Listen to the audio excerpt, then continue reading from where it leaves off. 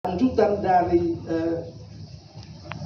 tradisionis kustodes tadi kepada seluruh umat, agar mari kembali berefleksi bersama tentang kehidupan liturgi yang disebut oleh Paus sebagai dimensi fundamental kehidupan gereja. Apa itu? Kalau disebut dimensi fundamental, berarti tanpa itu tidak ada gereja.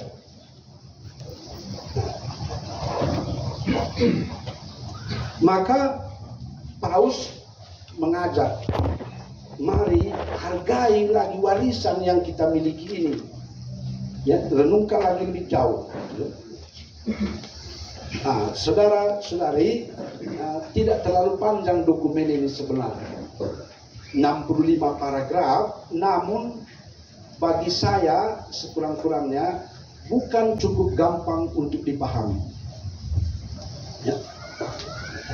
Oleh karena itu, saya dalam presentasi ini coba memberi bantuan, ya, melihat apa sebenarnya harapan Paus kepada para tertahdis dan juga kepada non tertahdis. Untuk ini, ya, nanti kita akan bicara sedikit sana sini, perlu latar belakang, kalau tidak juga dia sangat sulit dipahami. Kita akan lihat latar belakangnya, lalu tujuan surat ini. Kemudian kita akan ketengahkan juga beberapa topik penting. Ya. Tahun 2019 ada sidang pleno Komisi Liturgi di Roma. Pokoknya itulah Komisi Liturgi Dunia, ya, yang disebut KIDS, Kongregasi Ibadat Ilahi dan Tata Tertib Sakramen. Sejenis itulah Komisi Liturgi Dunia. Mereka berbicara tentang formasio liturgi umat beriman. Bukan kali itu saja, Vatikan II sudah bicara tentang pendidikan liturgi itu. Ketika itu Paus menyinggung. Nah, artinya ikut Paus juga dalam sidang itu. Pentingnya pembinaan liturgi bagi umat. Paus menyinggung betapa pentingnya penekanan dimensi eklesiologis dalam liturgi, dan juga seni merayakan liturgi, ars celebrandi. Setelah sekian lama, Paus melihat hasil dari sidang pleno KIDS itu rasanya perlu juga disampaikan kepada umat, seluruh umat. Maka itu tadi kita sebut Desiderio Desiderandi ini sebenarnya lanjutan. Ya. Kita lihat. Tadi saya sudah singgung, tahun 21 Paus mengirim surat kepada seluruh uskup, ya, judulnya tadi Traditionis Custodes, yang mengingatkan semua para uskup, ya, jadi termasuk uskup Kornel, ya. Nah, karena semua uskup, ya, termasuk semacam Nelius Pendetius. Dengan tekanan sekali lagi situ, ya. Jangan lupa para uskup, kata Paus, jangan lupa kamu itu penjaga liturgi, jangan lupa. Kamu penjaga liturgi. Lalu walaupun Traditionis Custodes itu berbicara tentang penggunaan misalnya Romawi 1962, tapi ada dua poin yang penting dari situ untuk mengerti Desiderio Desiderandi. Satu, Paus katakan buku-buku liturgi yang dipromulgasikan oleh Paus ke-6 dan Paus Yohanes Paulus II, itulah buku resmi gereja Katolik di dunia, tidak ada yang lain. Ya. Dengan ini Paus mengklaim buku-buku liturgi yang ada sekarang ini adalah endapan otentik dari tradisi liturgi gereja. Ya, jadi saudara-saudari yang mungkin agak terlibat dalam kancah liturgi ini memang banyak sekali ulah-ulah yang membuat kacau gitu ya. Ya. Sehingga Paus akhirnya berseru dan pertama memerintahkan kepada para uskup. Kedua, apa yang disebut kepada Paus? Dari Paus kepada uskup. Ya. Nah, yang tadi sudah saya sebut, uskup, kamu itu moderator, kamu itu promotor dan penjaga kehidupan liturgi di kuskupanmu. Kamu atur itu dengan baik. Nah, tak usah marah-marah kalau kurang bagus, tapi diaturkan dengan baik. Buat dengan gaya pastoral, tetapi pas pada jalurnya. Ya.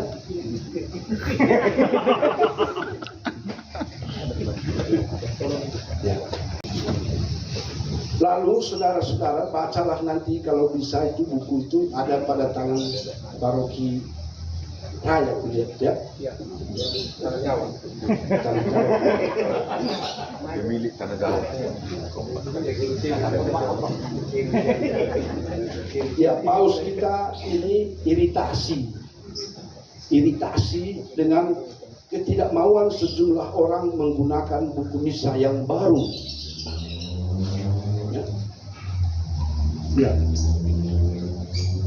Itu bagus kita di Medan ini. Itu pastor-pastornya taat semua, kecuali yang tidak.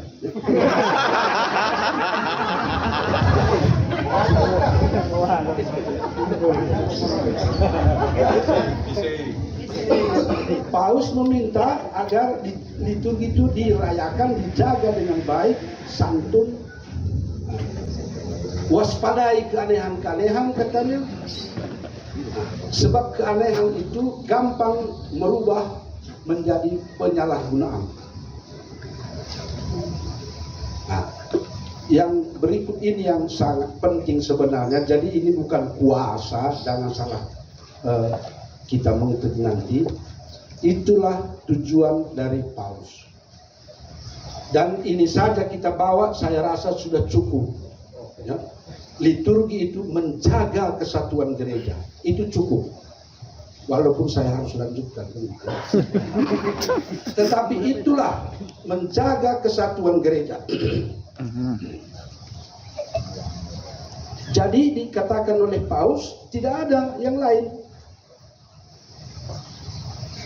Kalau ada orang buat liturgi tersendiri dari Jakarta dibuat di Batu Lima, tidak sesuai dengan apa yang dimaksud Uskup Agung Medan, pastor paroki wajib mengatakan tolonglah jangan begitu, gitu ya. Nah, capek pastor paroki, itulah kerjanya. Memang capek, ya. Lalu saudara-saudari, ya, ada seorang liturgis teolog yang selalu diacu uskup Paus dalam surat ini. Namanya Romano Guardini. Ya. Ini tokoh pembaruan liturgi pada abad 20 ini, ya. Ini Romano Guardini yang rupanya dulu ketika Paus mau menyusun disertasi, ia mau menulis tentang Romano Guardini, tetapi entah bagaimana tidak jadi. Ya. Apa ide dasar dari Romano Guardini ini yang selalu diikuti Paus ialah liturgi kita itu hidup dalam kekuatan simbol. Nah, itulah yang masalah nanti. Ya. Itu yang menjadi masalah, dalam arti masalah, apakah memang manusia zaman ini masih bisa memahami simbol? Ketika ini tak dipahami dalam liturgi, nah, begitu misalnya saya diberi ulos Saya tidak bisa tuliskan ini. Tapi saya bisa memaknai. Tapi ketika itu beri salah, semua orang menjadi keberatan kan. Kalau ulos diberikan kepada bukan tempatnya, begitu yang dikutip oleh Paus ini nanti selalu itu Romano 12. Apalah tujuan Paus membuat surat ini kepada kita semua, ya, dari Roma tadi sampai ke Pangilitan, ya. Dikatakannya di situ memang tentang perlunya pendidikan liturgi, formasio liturgi. Kepada siapa? Kepada pastor, kepada suster, prater, bruder, semua umat yang namanya Katolik. Jadi kata umat Allah di sini bukan berarti Pak Simamora saja dan teman-temannya, tetapi Pastor Markus dan teman-temannya.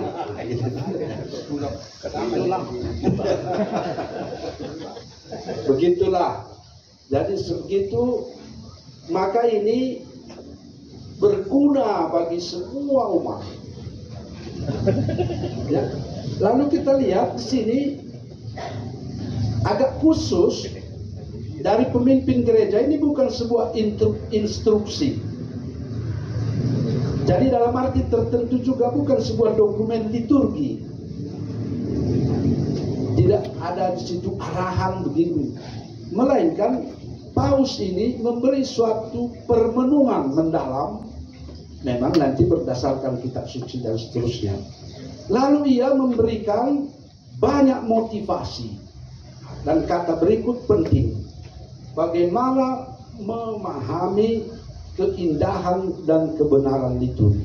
Itulah perjuangan nanti dalam surat ini semua. Memahami kebenaran dan keindahan liturgi.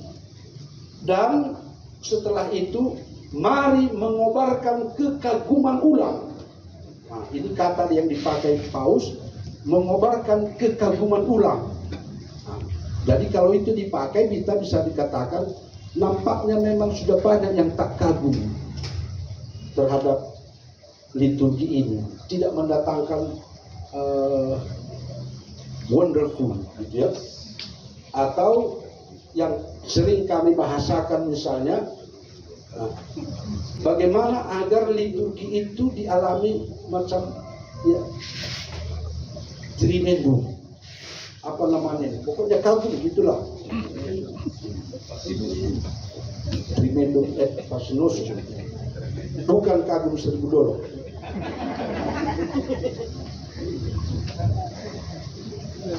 Lalu dengan demikian kita katakan di sini, tak usah dicari di situ, bukan ada di situ program yang sungguh komplit. Nah, kita cari, tidak ada situ program yang ditawarkan uskup. Tetapi Paus mencoba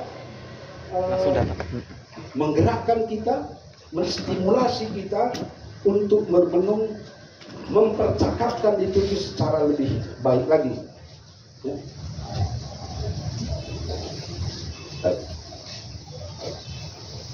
Maka ia mengajak kita untuk masuk lebih dalam ke dalam ritus-ritus. Itulah nanti pekerjaannya, ya. Dan tidak melarikan diri ke dalam pengejaran-pengejaran rohani yang bersifat individualistik atau subjektif. Baik. Maka apa yang sangat penting setelah Konsili Vatikan kedua, yang sangat penting dilihat itu adalah selain pendidikan itu harus celebrandi, paham yang benar akan misteri Paskah dan partisipasi aktif dalam liturgi. Gitu ya, ini tujuannya.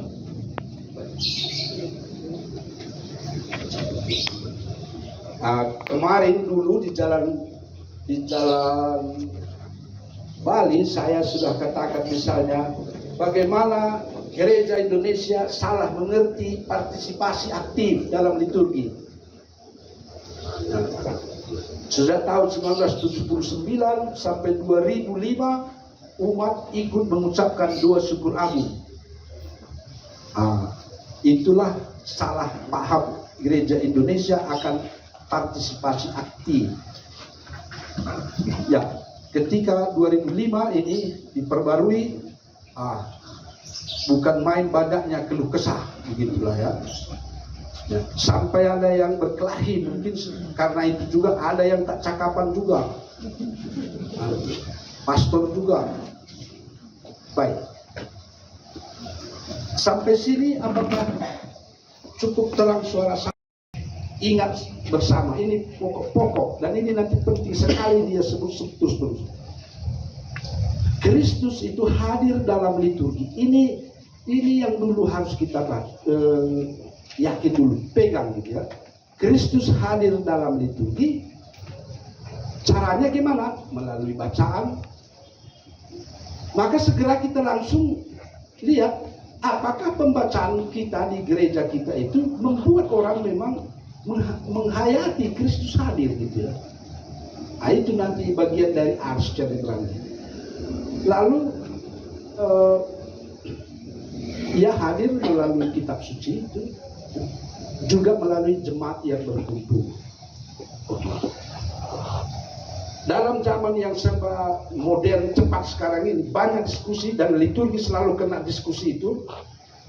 Apakah bisa misa live streaming? Ngapain kita kumpul-kumpul di situ terus? Di rumah saja semua hemat. Ya. Jadi ini gereja belum terima, sekalipun zaman sudah begitu modern. Banyak orang praktisi lagi, kita sebut-sebut kurang pastor. Sudah, bisa saja dari keuskupan satu, lalu siap-siap di stasi masing-masing beri hosti kepada umat. Ini pikiran ya, praktis. Belum, karena gereja tetap mengatakan pertemuan itulah pertemuan dengan Allah. Di mana orang beriman bertemu, ia hadir di situ. Pertemuan itu menghadirkan, dan seterusnya itu penting ya, topik-topik penting. Lalu karena kita tidak tahu maknanya, maka kita menjadi gampangan. Kira-kira gitu sedikit ya. Jadi pertemuan dengan Allah, pertemuan dengan Kristus itu akan membawa kita kepada suatu pengudusan. Lalu dengan singkat bisa kita katakan begini, Paus melihat apalah penawar dari racun keduniawian spiritual sekarang ini? Hanya liturgi, kata Paus. Ini penawar racun subjektivisme, ya, atau juga penawar racun untuk yang menganggap ada jasanya. Bukan. Bila ini kita sebut dan hayati, ya, maka racun-racun duniawi, entah itu intelektual dan seterusnya, akan bisa diatasi. Nanti kita lihat apa dimaksud dengan itu. Ya. Ya. Jadi saya pahaminya di sana, apalah sebenarnya teologi itu yang paling penting? Bertemu dengan Yesus, atau bahasa lebih biasa kita sebut, dalam liturgi itu umat beriman bertemu dengan Yesus yang bangkit. Jadi dengan Yesus yang bangkit, itu yang bangkitnya itu tadi saya maksud Moses. Artinya yang bersengsara, wafat dan baik, bangkit, kemudian di surga, nakok ya, mencakit. Ya.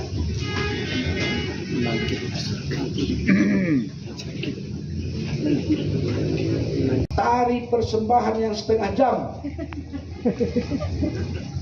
Kor ama korina yang tak ada hubungan. Sentimentalisme subjektif pribadi. Nah, jangan begitu kata pastor misalnya kan. Ya saya pastor, saya menentukan. Ia sedang terjebak dalam apa yang dimaksud Paus. Seorang imam pun nanti akan kita lihat di sini harus taat kepada liturgi. Yang tadi, yang ketiga, pokok yang disampaikan uskup dengan berulang-ulang dia mengutip tadi Romano Guardini itu, tolong diterangkan kepada umat kita bahwa kita ini sebenarnya makhluk simbolis. Kita ada juga karena simbol. Keberadaan kita di mana-mana simbol. Dan ketika ini menjadi luntur, manusia tidak memiliki paham tentang cara melihat secara simbolis, liturgi akan ambruk. Maka Dede itu, Desiderio Desideravi itu meminta kita untuk membuat program agar simbol liturgi itu dihayati oleh umat. Ya, jadi salah satu dari formasi liturgi itu ialah mengerti dengan baik liturgi itu dalam simbol.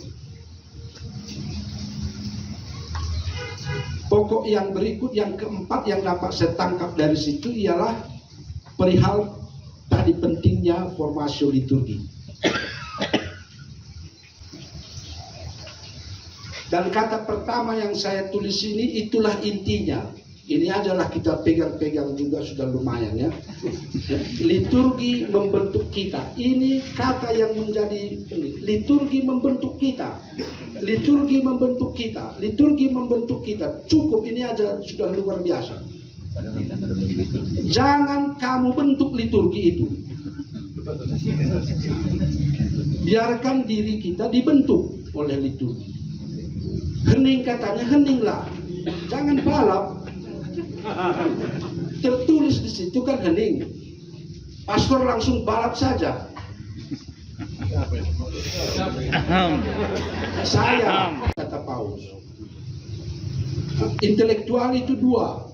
Yang pertama membiarkan diri dibentuk oleh liturgi ini. Lalu sesudah itu kamu pelajari. Mengapa begitu? Apa yang gereja mau dengan ini? Maka Paus katakan formasi atau pendidikan liturgi itu bukan terutama soal pengetahuan ilmiah, melainkan soal penghayatan. Dengannya kita dibentuk terus menerus tanpa pernah selesai. Dan semakin hari semakin kabur. Itu pokok keempat. Lalu pokok lain dari surat ini, perjumpaan sejati dengan misteri Paskah dalam sakramen. Ya.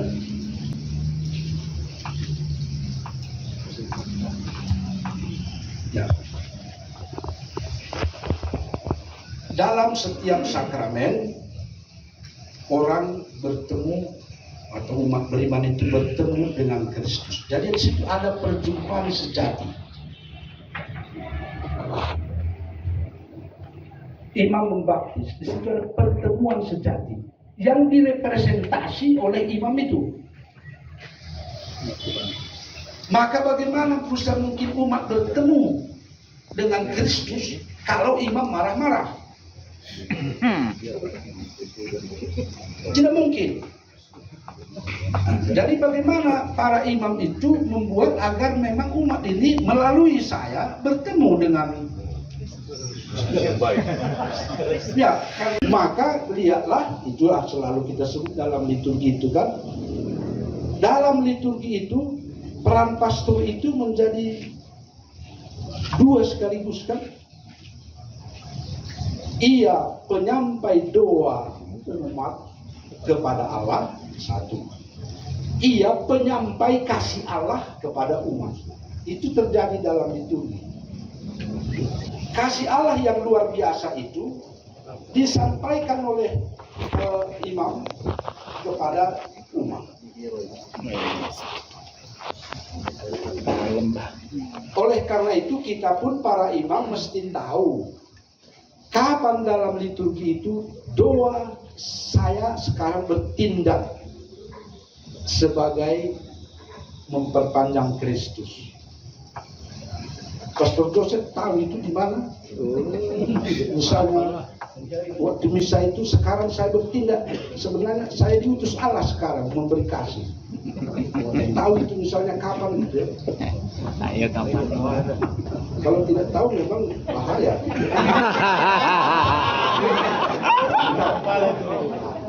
Artinya ketika pastor mengucapkan kata seperti Dominus vobiscum, itu kalau bahasakan saja begini, itu bukan hanya perkataan sembiring itu. Memang dia dipakai, tetapi itu sebenarnya Allah. Maka saya sekarang ucapkan gimana? Ya. Tuhan ini bantu kami kamu. Begitu saya sebut. Tuhan bersama. Ya. Sekarang saya atas nama Allah menyampaikan kasih-Nya kepada umat. Bagaimanalah rahmat Tuhan kita Yesus Kristus, cinta kasih Allah bersama saudara sekalian.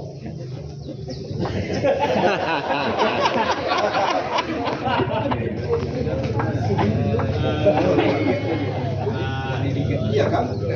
Sudah pada waktu tertentu ia atas nama umat menyampaikan doa atas nama umat. Umatnya ikut di belakang. Ya, maka misalnya dalam 2 Syukur Agung hanya imam itu yang membicarakan. Maka dia mulai terimalah dan semua itu. Sekarang ia bawa. Gimana lah, Pastor Kedang, sampai hati kamu buat buru-buru doa ini. Sampai hati. Dalam pantauan Pak. Sekarang doa ini, doa atas nama umat ini saya dipercayakan menyampaikannya kepada Tuhan. Bukan karena saya pintar, tetapi karena gereja beri wibawa itu kepada saya melalui tahbisan. Bukan karena saya pintar. Begitu perjumpaan sejati ini. Ya Pastor Karolus Purpo, itu habiati. Ya. Sampai sekarang saya lihat misalnya satu gereja di Palipi, paroki saya lihat, situ ada tulisan ini doa pastor sebelum misa. Nah, saya tidak tahu apakah masih ada doa imam itu sebelum misa sekarang ini. Enggak ada. Kenapa masih ada ya? Begitu. Jadi bagaimana membuat itu? Itulah harapan Paus kita. Kemudian kesatuan ibadat. Begini maksudnya ini ya. Bagaimana kita sekarang mengagumi ya, kita bagaimana melihat kegaguman pertemuan dengan Allah. Lalu kesatuan ibadat itu bagi mereka yang sebaptis. Mari bersatu kita dalam liturgi kita sebaptisan. Ya. Jadi itu kita disatukan oleh baptis. Nah, maka misalnya bisa rendah hati, maka saudara-saudari bisa kembali lihat judul itu. Apa hubungannya Lukas 22:15 itu? Ya, aku amat rindu. Ya, aku amat rindu. untuk merayakan Paskah bersama kami. Perjamuan terakhir itu sebuah rahmat pemberian. Nah, jadi memang harus direnungkan, ya. Bukan yang diperoleh karena usaha kita. Semua orang diundang meskipun bukan semua menghadirinya. Tanggapan kita terhadap pemberian ini adalah penyerahan diri terhadap kita itu, membiarkan diri digerakkan oleh Kristus. Itulah sikap dasar, ya. Rendah hati, ya, dengan dalam perjumpaan dengan Yesus Kristus.